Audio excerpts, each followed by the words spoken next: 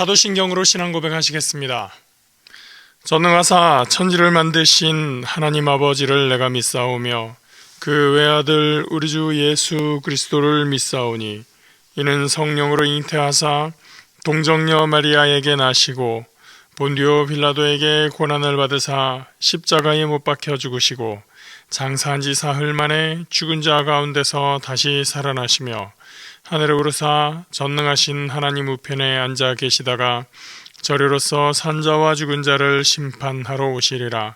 성령을 믿사오며 거룩한 공회와 성도가 서로 교통하는 것과 죄를 사하여 주시는 것과 몸이 다시 사는 것과 영원히 사는 것을 믿사옵나이다. 아멘. 오늘 함께 보실 말씀은 시편 122편 6절에서 9절까지 말씀입니다. 구약성경 898면에 있습니다. 구약 898페이지 시편 122편 6절에서 9절 말씀입니다. 구약 898페이지 시편 122편 6절에서 9절입니다. 예루살렘을 위하여 평안을 구하라. 예루살렘을 사랑하는 자는 형통하리로다. 내 성 안에는 평안이 있고 내 궁중에는 형통함이 있을지어다. 내가 내 형제와 친구를 위하여 이제 말하리니 내 가운데에 평안이 있을지어다. 야훼 우리 하나님의 집을 위하여 내가 너를 위하여 복을 구하리로다. 아멘. 성전에 올라가는 노래 시리즈 15편 중에서 세 번째 시간입니다. 세 번째 시죠. 우리가 성경을 읽을 때 시편의 경우는 각각의 시편을 연속성 없이 읽고 있는 경우가 많이 있는 것 같습니다. 무슨 말이냐면 시편 한 편 한 편을 각각 따로따로 떨어져 있는 시로 생각을 해서 개별적으로만 이렇게 보고 넘어가게 된다는 것이죠. 실제로 각각의 시편이 서로 연관성 없이 개별적으로 작성이 되었을 수도 있습니다. 그러나 이렇게 시편으로 한 묶음으로 묶여져 있게 되었을 때 이 시편은 그 앞의 시편이나 그 다음의 시편과 어떤 연관성이 있지 않을까, 이런 부분을 생각해서 보게 되면 그 안에서 더 풍성한 의미를 발견할 수 있게 됩니다. 그런 의미에서 성전에 올라가는 노래 첫 번째, 두 번째 시편을 우리가 이어서 한번 묵상해 보는 시간을 가졌었습니다. 사실은 이 세 번째 시편까지 120, 121, 122 이 세 개의 시편을 하나의 묶음으로 이해하는 것도 좋습니다.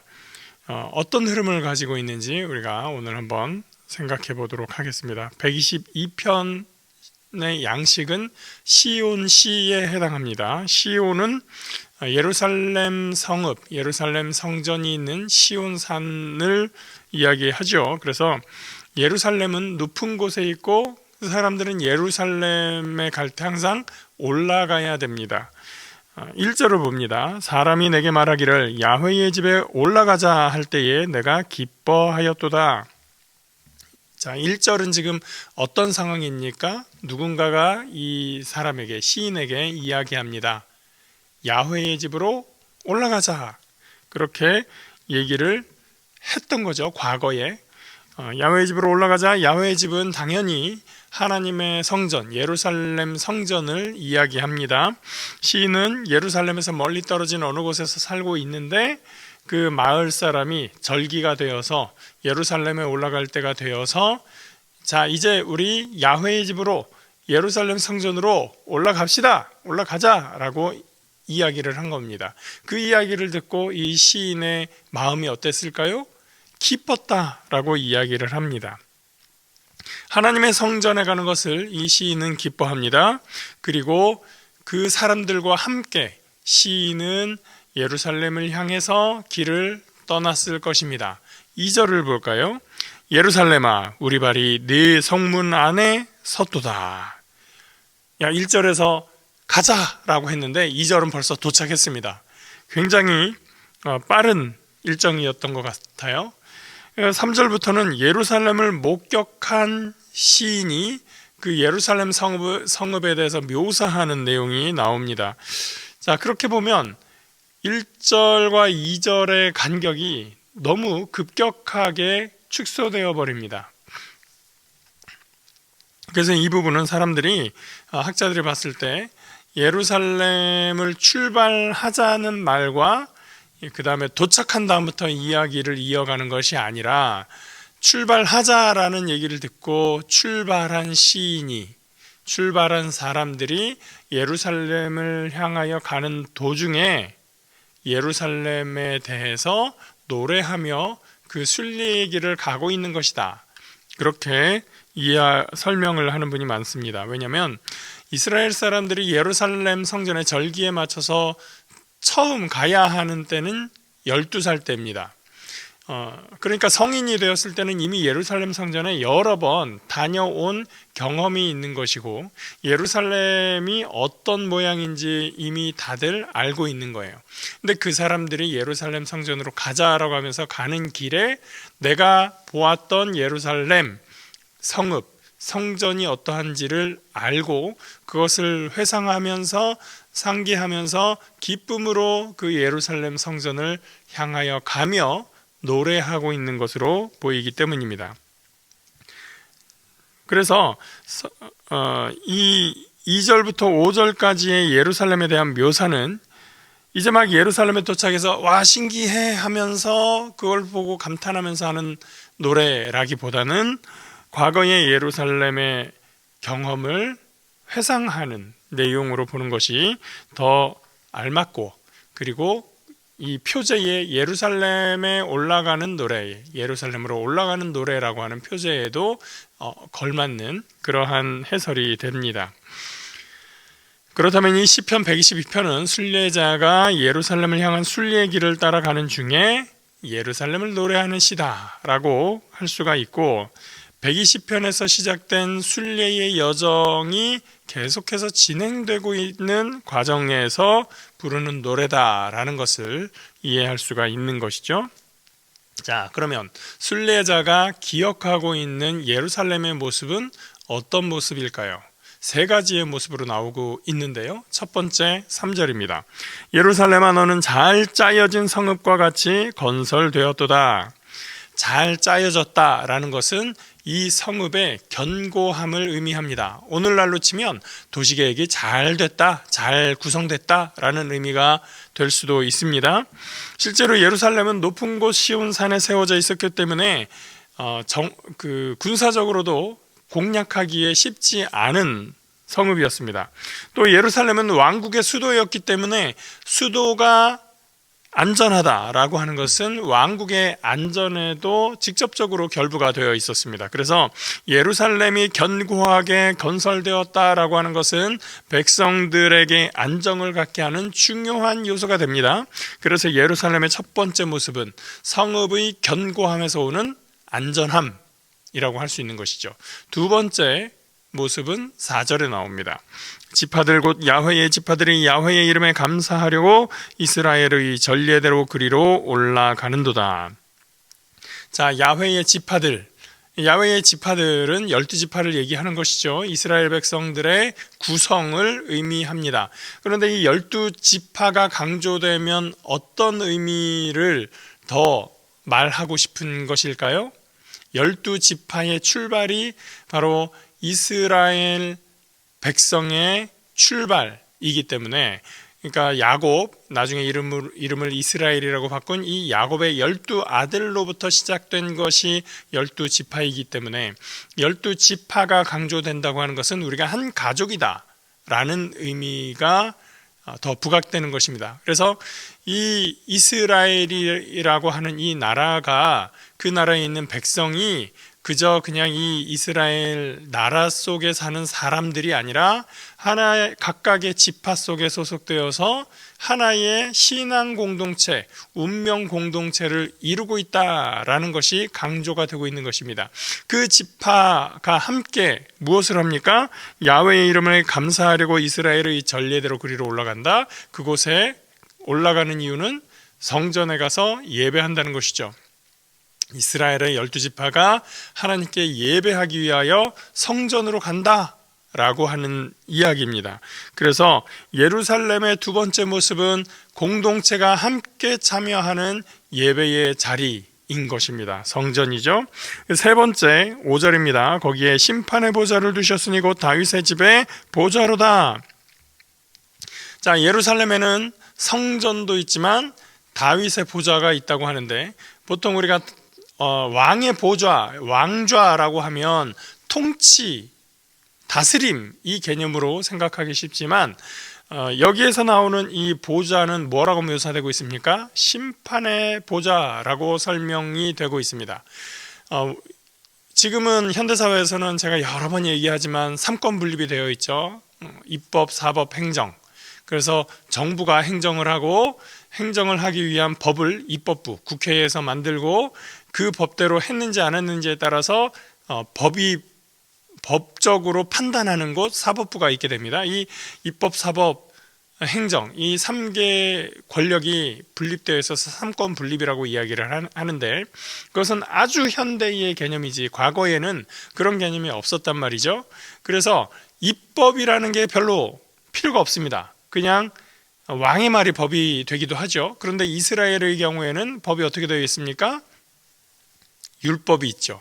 모세가 하나님에게서 받은 그 율법이 있습니다. 그 법이 이 나라의 기준이 됩니다. 입법부라는 기능이 별로 필요가 없고요. 그리고 행정, 정부의 권한은 이제 왕에게 있습니다. 그리고 사법, 법적인 판단, 재판의 기능도 왕에게 있었습니다. 지방에서는 지방 귀족들, 지방을 다스리는 사람에게 그 판단의 권한, 재판의 권한이 있었고, 중앙에서는 왕에게 이 재판의 권한이 있는 것이죠. 그리고 삼권이라고 했는데 이 두 개가 하나로 묶여 있을 뿐만 아니라 하나의 기능이 더 있습니다. 종교의 기능이 왕에게 있었습니다. 왕은 이제 이스라엘로 봤을 때 백성들의 신앙을 지킬 의무를 함께 가지고 있었던 것입니다. 그래서 이 세 가지가 서로 각각 다른 따로 떨어져 있는 것이 아니라 하나로 묶여져 있는, 결부되어 있는 것이죠. 그래서 행정을 하되 하나님의 율법대로, 하나님의 뜻대로 행정을 해야 되는 것이고, 그 나라를 다스려야 하는 것이고, 판단을 할 때, 심판을 할 때, 재판을 할 때도 하나님의 율법에 따라서 재판을 하게 되어 있습니다. 그래서 재판, 심판의 보좌, 다윗의 보좌가 있다고 하는 것은 그 왕궁이 있는데, 왕궁이 참 의리의리하다, 왕궁이 멋있다, 우리나라 참 힘세다, 좋다, 이것을 강조하는 것이 아니라 이 노래에서 이야기하는 세 번째의 모습은 하나님의 뜻이 올바르게 시행되는 재판의 현장을 이야기하고 있는 것입니다. 그래서 예루살렘이 가진 세 번째 모습은 하나님의 공의가 실현되는 재판정이다라고 하는 것입니다. 그래서 이 예루살렘은 정치의 중심지나 권력의 중심지에 앞서서 어떤 장소가 되어 있습니까? 하나님을 섬기기 위한 중심지, 하나님의 공의가 실현되고 실천되는 중심지가 되고 있는 것입니다. 그렇게 예루살렘을 회상한 시인은 이제 예루살렘을 위해 기도할 것을 촉구합니다. 6절입니다. 예루살렘을 위하여 평안을 구하라. 예루살렘을 사랑하는 자는 형통하리로다. 여기는 히브리어로 재미있는 언어 유희가 있습니다. 예루살렘이라는 말이 평화의 도시, 평화의 성읍이라고 하는 뜻을 가지고 있는 단어입니다. 이르가 성읍이라고 하는 말이고요. 샬롬이 우리가 잘 알죠. 평안, 평화, 그러한 의미를 가진 단어입니다. 그래서 이르, 샬롬, 이 말이 합쳐져서 우리가 예루살렘이라고 부르고 있는 것입니다. 자, 그런데 이 예루살렘에 대해서 뭐라고 얘기를 하냐면 평안을 구하라. 평안의 도시를 위하여 평안을 구하라, 이렇게 쓰고 있는 것입니다. 자, 그러면 여기에서 말하는 것은 무엇입니까? 평안의 도시가 이름이라고 해서 그 도시가 평안을 항상 가지고 있는 것이 아니라는 뜻이죠. 평안의 도시가 이름이지만 평안을 위해서 기도해야 되는 것입니다. 평안을 위해서 온 백성이 함께 마음을 모아야 되는 것입니다.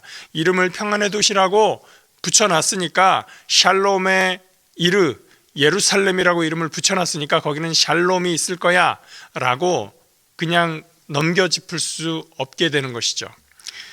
우리가 이름을 잘 지어야 된다고 하는데 아주 틀린 말은 아닙니다. 예전에 우스갯소리로 참 이상한 이름들 많아 라고 얘기를 했었습니다.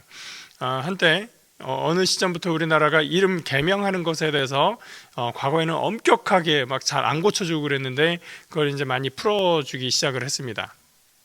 그래서 초기에 그런 정책이 시행되던 초기에 이름 변경한 이름들을 이제 서로 이름에 대해서 이야기하면서 우스갯소리로 말을 하기를 했었는데요. 예를 들면 그런 게 있죠. 이름이 치국입니다. 다스릴 치자, 나라국자에서 나라를 다스려라. 얼마나 멋있는 이름입니까? 그런데 성이 김씨예요. 그러니까 붙이니까 이름이 김치국이 되는 것입니다. 자, 이 이름은 정말 바꿔야겠죠. 또 어떤 분이 여성분인데 신혜라는 참 이쁜 이름입니다. 예쁜 배우들도 있죠. 황신혜, 박신혜 뭐 이런 배우들도 있습니다. 그런데 이름을 고치겠다고 한 분이 있어요. 성씨가 임씨였어요. 이 같이 부르면 정말 곤란해지는 이름이 되는 겁니다. 그래서 이름을 정말 잘 지어야 되는 것도 어느 정도 맞는 말입니다. 그런데 이름이 전부는 아니라는 것이죠. 어떤 사람들은 일이 잘 안 풀리고 인생이 자꾸 꼬인다고 이름 바꿔야겠어라고 장명소를 쫓아갑니다. 무당을 찾아갑니다. 그래서 이름을 바꿉니다. 이름을 바꾸면 그때부터 인생이 바뀌게 되는 겁니까? 아니죠. 평범한 이름을 그저 바꿔서 아까처럼 그 이상한 이름이라서 원래는 뜻은 좋지만 발음이 이상해서 그래서 바꾼다고 운명이 바뀐다라고 믿는 것은 저는 허황된 미신이라고 생각합니다. 평안의 성읍 예루살렘을 위해서도 평안을 위해 기도해야 되는 것입니다. 그러나 산 위에 견고하게 세워졌던 그 성읍도 500년 만에 무너져 버리고 말았습니다. 이름이 전부를 책임져 주지 않는 것이고 오직 기도와 또 수고로 그것을 지켜낼 수가 있는 것이죠. 7절에도 다시 한번 기도합니다. 네 성 안에는 평안이 있고 네 궁중에는 형통함이 있을지어다. 예루살렘의 평안과 형통은 왕궁의 형통은 이제 그 백성들에게로 확장되어야 됩니다. 그래서 시인은 함께 순례의 길을 걷고 있는 가족과 이웃들을 위해서 백성들을 위해서 기도합니다. 8절 내가 내 형제와 친구를 위하여 이제 말하리니 네 가운데에 평안이 있을지어다. 자, 여러분 순례의 길은 지치고 힘들 수 있습니다. 거기까지 가려고 가지고 가려고 짊어졌던 이 짐이 나를 더 힘들게 할 수도 있습니다. 그러나 서로가 격려하고 평안을 기원하면서 야훼의 집을 향한 발걸음을 이 순례자들은 옮겨가고 있는 것입니다. 그리고 순례의 목적지 예루살렘에 대한 기대감을 품고 기도합니다. 9절입니다. 야훼 우리 하나님의 집을 위하여 내가 너를 위하여 복을 구하리로다. 자, 우리 현실로 돌아온다면 현재의 지리적인 이 예루살렘을 놓고 이 기도를 우리가 그대로 하지는 않습니다. 우리가 예루살렘, 지금 그 이스라엘에 있는 그 예루살렘을 향해서 이 마음을 품을 수는 없습니다. 우리는 예루살렘을 향해서 순례하지 않고 예루살렘이 우리를 지켜줄 만한 견고한 성읍도 아니고 예루살렘 성전에서 예배하지도 않고 그리고 예루살렘의 심판대를 필요로 하지도 않습니다. 가끔 이걸 혼동하는 분들이 목회자들 중에도 있는 것 같습니다. 오늘날의 도시 예루살렘은 거룩한 곳도 아니고 우리가 보호하거나 지켜줘야 될 도시가 아닙니다. 단적으로 하나님이 그곳에만 임재해 계시지 않기 때문입니다. 우리 성도 여러분들은 단 한 분도 그런 미혹에 넘어가지 않으시기를 주님의 이름으로 부탁드립니다. 우리가 성령 받고 성령이 임하시는 그곳이 하나님이 임재하시는 처소이고 하나님이 역사하는 그곳입니다. 사도행전 2장에 보면 하나님의 성령이 예루살렘에 임했습니다. 그런데 예루살렘이기 때문에 성령이 거기에 임한 것이 아니라 제자들이 모인 곳이 예루살렘이어서 거기에 임한 것이죠. 그들이 기도했기 때문에 거기에 성령이 임하신 것입니다. 이 예수님의 제자들이, 사도들이 예루살렘이 아니라 다른 곳에 흩어져서 다른 곳에 모여 있었다면 성령은 거기에 임하셨을 것입니다. 예루살렘이라서 성령이 임한 게 아니죠. 그렇다면 그게 예루살렘이 너무나 중요하다면 그 이후에 사도행전 이후의 기록에도 보면 성령 충만을 받을 사람들, 성령 세례를 받을 사람들이 다 예루살렘으로 방문했을 때 받았어야 되죠. 그렇지 않습니다. 하나님이 임하시는 곳, 하나님이 계신 곳은 성령이 임하시는 곳입니다. 그리고 그곳은 세상 어디나 될 수 있는 곳입니다. 하나님께서 세상의 모든 곳에 충만하시고 하나님이 기도하는 모든 곳에 항상 함께 하시기 때문입니다. 우리가 시온시를 묵상하면서 우리는 하나님을 온전히 바라보고 하나님의 뜻을 구하는 것에서 흐트러지지 않으시기를 바랍니다. 하나님을 의지하고 그 마음에 예수 그리스도를 품은 저 여러분들에게 하나님의 평안이 함께 하시기를 주님의 이름으로 축복합니다. 기도합니다. 좋으시고 거룩하신 아버지 하나님 은혜를 감사합니다. 하나님께서 오늘 우리를 사랑하시고 인도하시며 주의 뜻과 권능으로 역사하심을 감사합니다. 항상 주 앞에 우리의 마음을 드리며 주님을 경배하는 주의 백성들 다 될 수 있도록 인도하여 주시고, 하나님 우리의 마음이 주님을 바라볼 때 하나님께서 우리와 함께 하시고 우리를 새롭게 하시는 은혜가 충만하도록 인도하여 주시옵소서. 감사드리며 예수 그리스도의 이름으로 기도합니다. 아멘. 하늘에 계신 우리 아버지여, 이름이 거룩히 여김을 받으시오며 나라가 임하시오며 뜻이 하늘에서 이루어진 것 같이 땅에서도 이루어지이다. 오늘 우리에게 일용할 양식을 주시옵고 우리가 우리에게 죄 지은 자를 사하여 준 것 같이 우리 죄를 사하여 주시옵고 우리를 시험에 들게 하지 마시옵고 다만 악에서 구하시옵소서. 나라와 권세와 영광이 아버지께 영원히 있사옵나이다. 아멘.